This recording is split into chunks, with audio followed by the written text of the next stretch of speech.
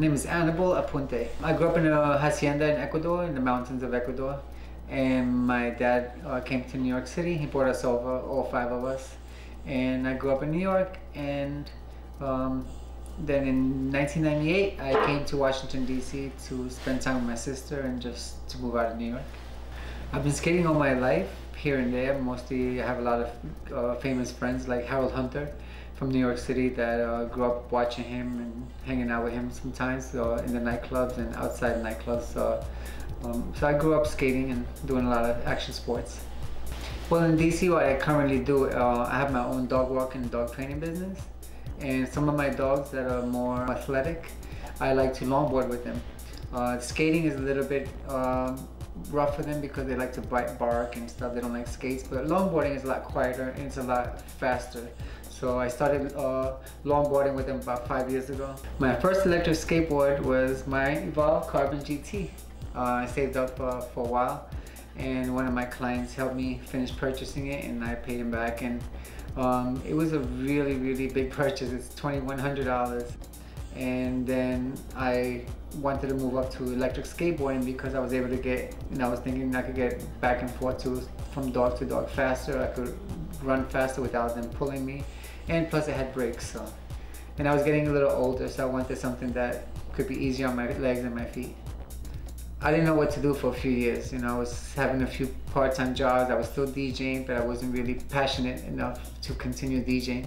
So I started training dogs and walking dogs, and started my own dog walking business and dog training business. And now currently the last 15 years I've been just doing that. I still DJ from time to time, not as much as before, but I really concentrate in helping dogs, not only with my business, but I volunteer at the Charles County Humane Society, where I go running with the dogs on the skateboard. I help them socialize with other dogs or with new owners.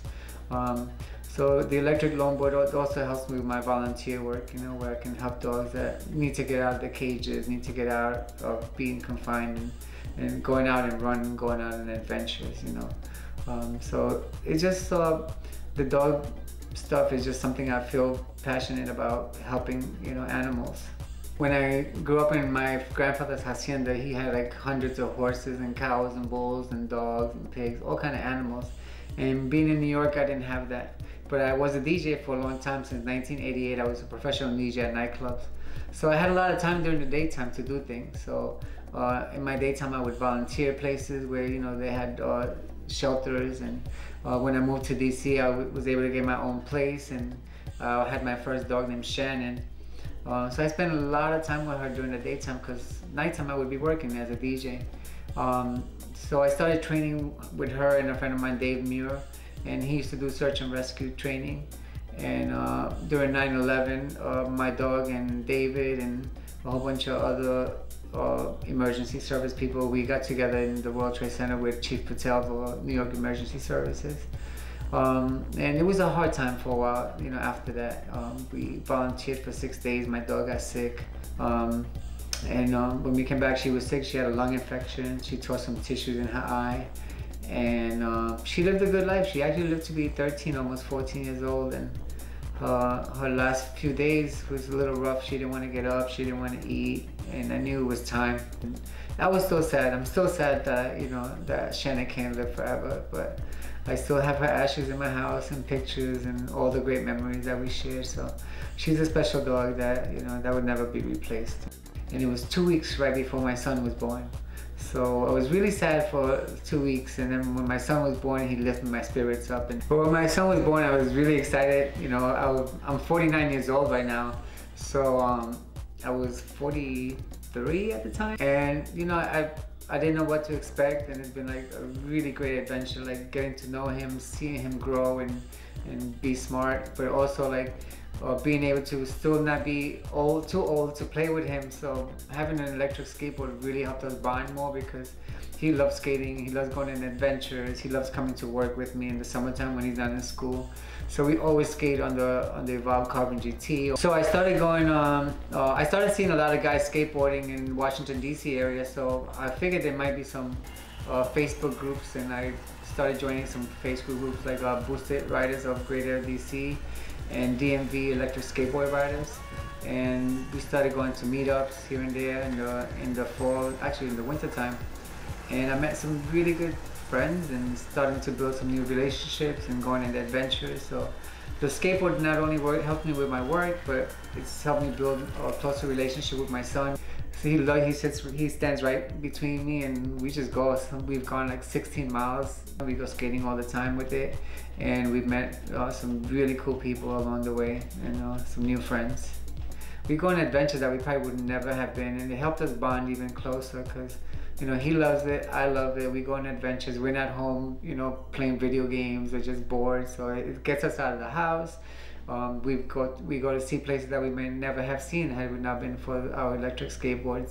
So I really love him. I love that he could do things with me, and I'm still young enough to be able to go out and do things with him and share the things that I love. And I'm pretty sure he'll remember that for the rest of his life. Well, me and my son were coming back from walking dogs, and we went shopping, and we were putting groceries away at the house.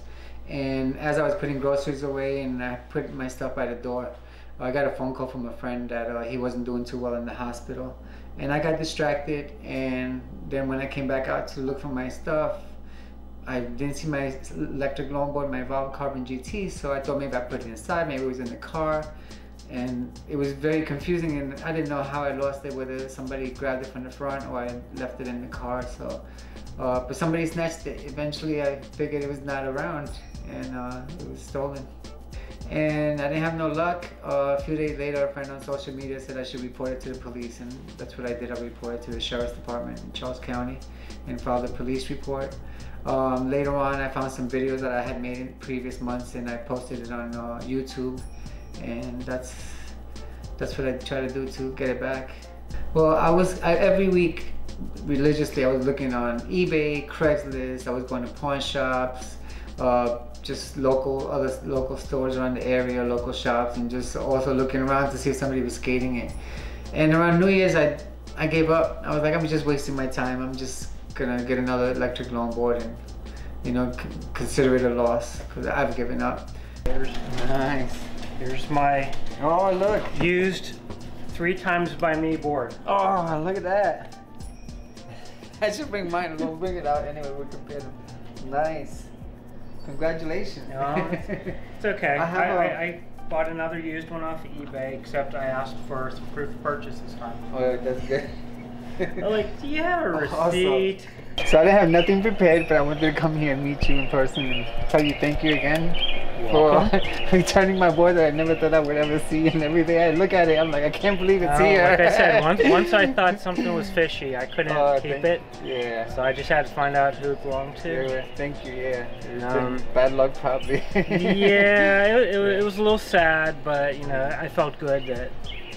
Awesome. It's like, why me? Why do I find the only board out there that has a findable owner? I know, but look, out of something bad, something good came up. So I couldn't just say thank you and walk away like I told you. So I opened up that GoFundMe page. So thank you guys for donating to the GoFundMe page. And thank you. And this is awesome. And this is the money that I got. We were able to raise $1,160. And they took a little bit from the GoFundMe, obviously, company, so it's $1,121. Wow, that will almost pay for my used board. Stuff, yeah.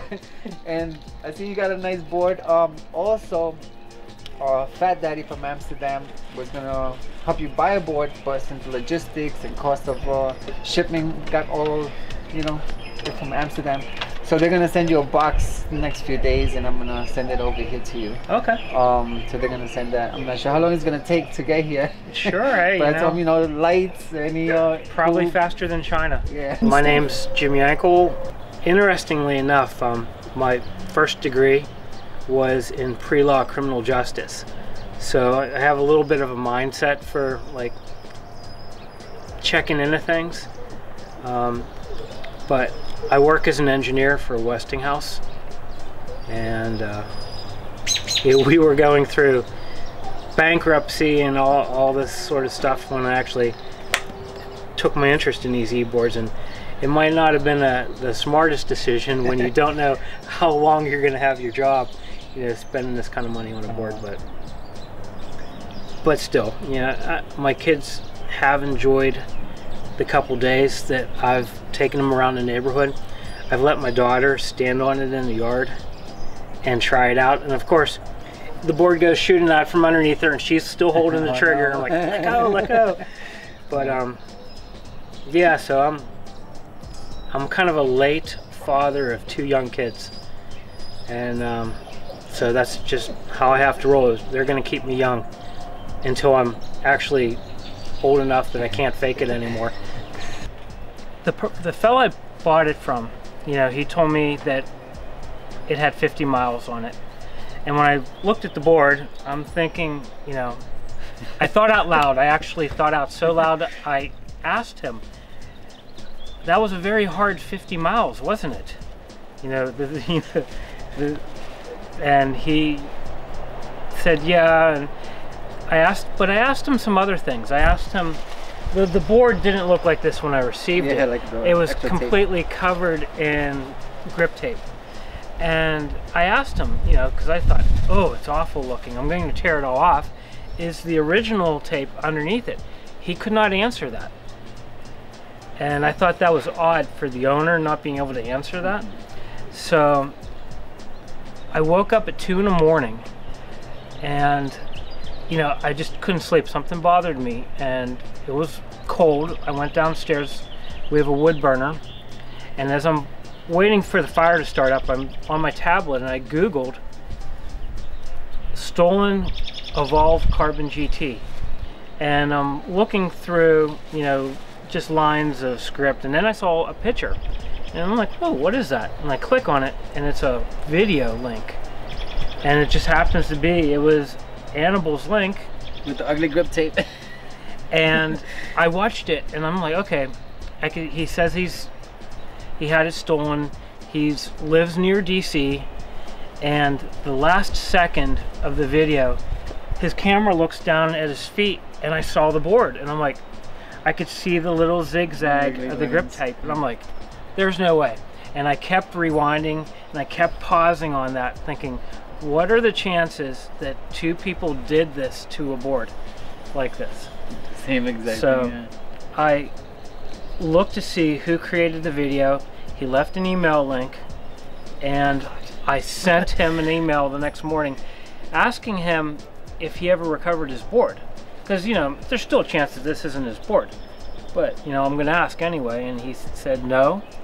And so that's when we started going back and forth. And I only checked my emails. That luckily he sent me right at the time when he sent it, because I was about to go in the car. I probably would have missed it. And apparently he's had false alarms before. So yeah. I'm glad he took me seriously. Probably who would take me seriously? I'm glad you took it seriously. Who would go through this effort to try to find somebody when you just bought this thing? You spent money on this thing, and now you're trying to find out who it belongs to, because it just bugged me. And I'm glad. Thank you. I did it. I never. Me too. I'm really glad. I mean, at the time, he needed it way more than me. I mean, that was his job. That's how he got around. I just wanted it to go around the neighborhood with the kids. Right before he got in contact with me, like a week before or 2, I bought another board, my second board, but I didn't have a board for like 6 months because I was still hoping. But then after New Year's, I gave up hope. I was like, I'm never seeing it. You know, when the seller wasn't straight with me, that's when I lost my trust in them, and that's when I Googled, do these things even get stolen? I mean, I don't know if people steal skateboards, but you know, so I Googled it. And there it was, you know, Anibal put a video out saying, hey, my board was stolen. And so right there, it's, you know, I know it's not mine. I know it belongs to somebody. I know somebody's looking for it enough to put a video out. Yeah, I didn't realize I put an email on it. Thank God I did. Yeah, you put an email out on it. That's awesome. What I did. It was an unusual email, you know, DJ something in love. Yeah. So I'm like, okay. So and as soon as I mean, he was more than happy to say. He started sending me photos of his board and his kid with his board and pictures of the grip tape, and you know, I already knew it was his board. So the next step was, how do I get it back to him?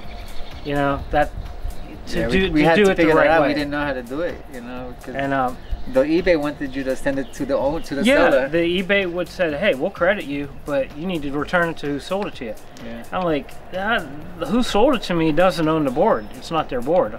And I may not see it again, yeah. So, you know, eBay said the only way that I could get it to Anibal was to return it through the police. And so I went to my police, and they pretty much didn't want nothing to do with it. You know, I talked to a senior guy. He walked away. 10 minutes later, they sent like the youngest officer out. And he sat down and he took my story, and then he said, well, you know, at that point, you were already going to provide me a FedEx. I mean, they were going to provide me a FedEx return label. All I had to do is get this in a box, hand it to the police. The police didn't have to do anything except hand it to the FedEx guys and give me a receipt saying, hey, I did this. They weren't willing to do that. So at that point, we started working with the your local sheriff's department.